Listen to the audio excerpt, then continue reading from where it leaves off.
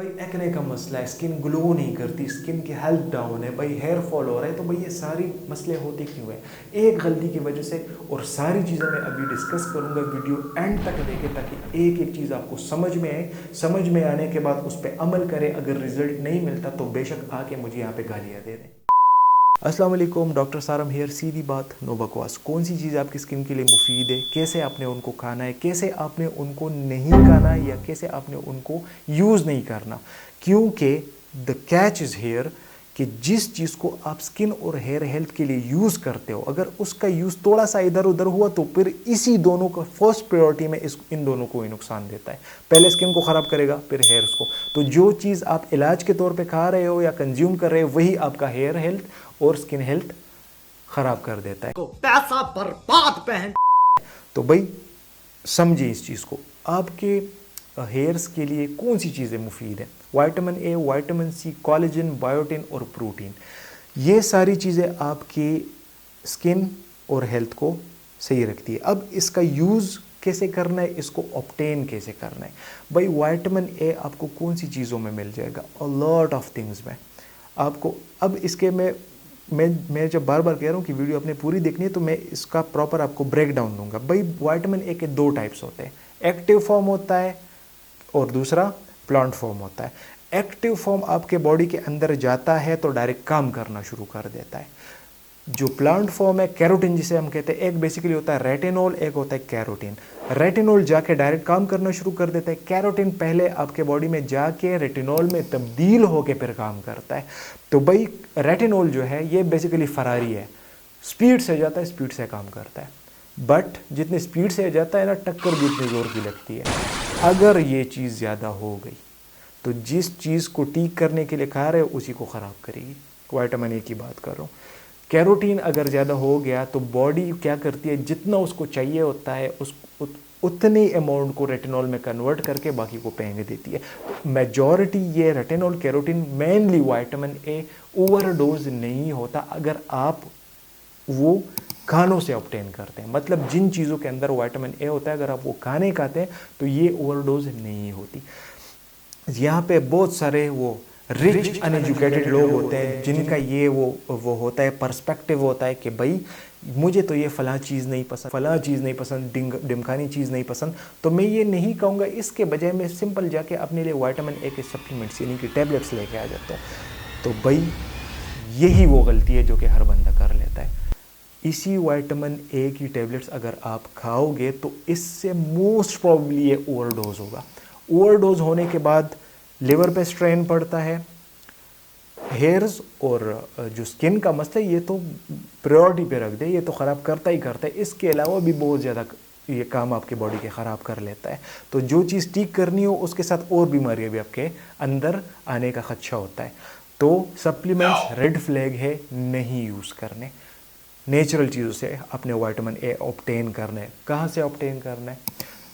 बहुत सारी चीज़ें। अब ऐसे भी नहीं है कि बायोटिन एक चीज़ में है तो कोलेजन दूसरी चीज़ में है, प्रोटीन तीसरी चीज़ में है, तो विटामिन ए चौथी चीज़ में है। नहीं, मेजॉरिटी ऐसी चीज़ें हैं जिनमें ये सारी चीज़ें होती हैं।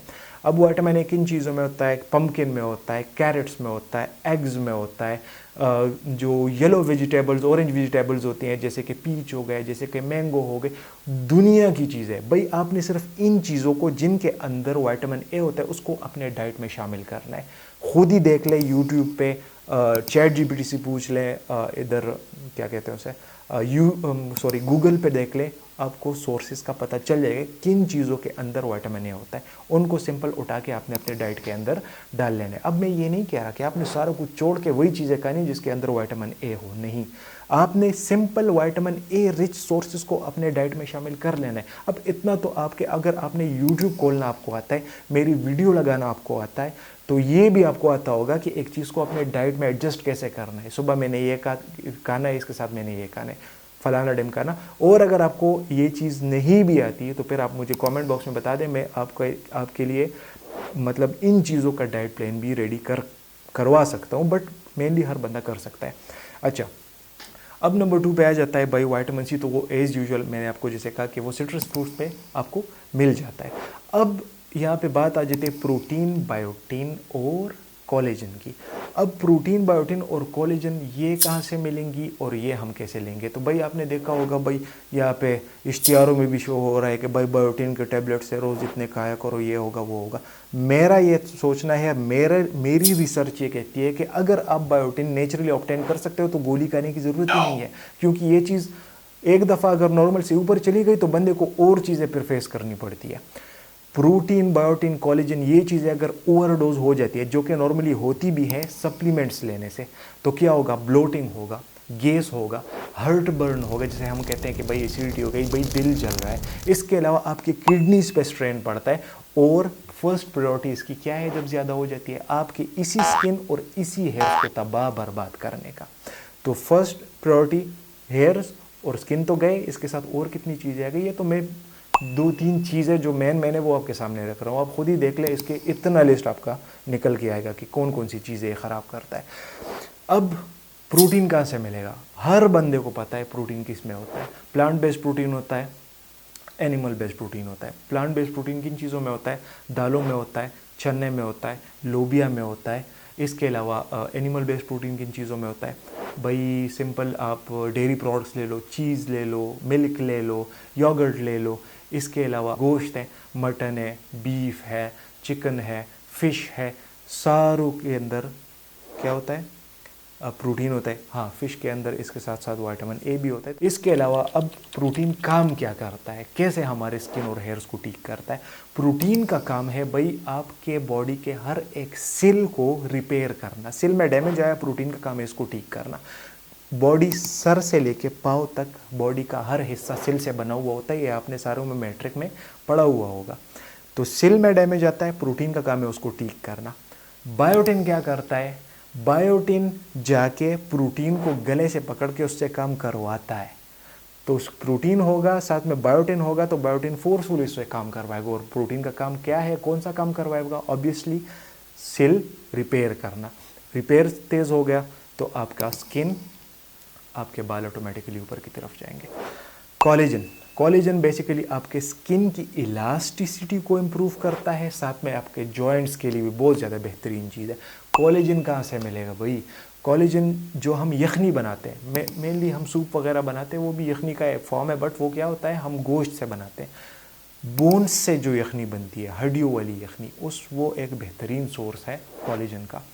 इसके अलावा आपका क्या पाए जो होते हैं, जो हम पठान लोग अक्सर नाश्ते में खाते हैं, तो पाए जो होते हैं वो भी एक अच्छा सोर्स है कोलेजन का। तो भाई ये नेचुरल चीज़ें हैं, कोलेजन और प्रोटीन, ये सारी नेचुरली एब्जॉर्ब करो, अपने बॉडी को दो, तो आपको फ़ायदा मिलेगा, आपको नुकसान का सामना नहीं करना पड़ेगा। सेम अगर यही प्रोटीन, यही बायोटिन और यही कोलेजन अगर आप दूसरी साइड पे जाके सप्लीमेंट से लोगे तो ओवरडोज होगा और भी चीज़ें सामने आएंगी और भी बेड़ा गर्क होगा। तो भाई ना कोई इलाज करे स्किन का, ना कोई सप्लीमेंट्स ले, ना कोई क्रीम लगाए, ना कोई रूटीन, कुछ भी नहीं। बस सफाई का ख्याल तो हर बंदा रखता है। ये भी नहीं है कि आप सुबह मुंह हाथ ही नहीं धोए, क्यों मैं ये सारी चीज़ें कर रहा हूँ, मेरा स्किन जो है वो हेल्दी रहेगा। ऑब्वियसली इफेक्ट करता है, बट कोई भी एक्सपेंसिव चीज़ यूज़ करने की ज़रूरत नहीं है। यही चीज़ें जो मैंने बताई है अपने डाइट के अंदर इंक्लूड करो, you are good to go. अच्छा, बायोटिन का शायद मैंने नहीं बताया कि किन चीज़ों में पाया जाता है, तो भाई ये हर किस्म के नट्स में, हर किस्म के सीड्स में पाया जाता है। तो हैंडफुल ऑफ नट्स, थोड़े से सीड्स डेली रूटीन में ऐड कर लो, इतना ही करना है आपने। 15 डेज़ ये रूटीन फॉलो कर लो, और अगर आपको रिजल्ट ना मिले तो आके मेरे सर के ऊपर चित्रे मारो। बेशक लाइक के बटन के बजाय मुक्को वाला बटन दबाओ, बट एक बंदा अगर ये करता है कि ये सारी चीज़ें यूज़ करता है, साथ में घी, डीप फ्राइड चीज़ें, एक्सेसिव ऑयल वाली चीज़ें, ज़्यादा मसालों वाली चीज़ें, और जो प्रोसेस्ड फूड होते हैं जैसे कि नगेट्स और पैटीज़, और जो ये चीज़ें पैक्स में जो आती हैं, फ्रोज़न जो अशिया होती है, वो आपने ज़रूर छोड़ने हैं भाई। वो आपने छोड़ के हेल्दी चीज़ों की तरफ आना है, तो यही आपके स्किन को, आपका स्किन का जो ग्राफ होगा वो ऊपर की तरफ जाएगा। और the most important thing is आपने चीनी छोड़नी है।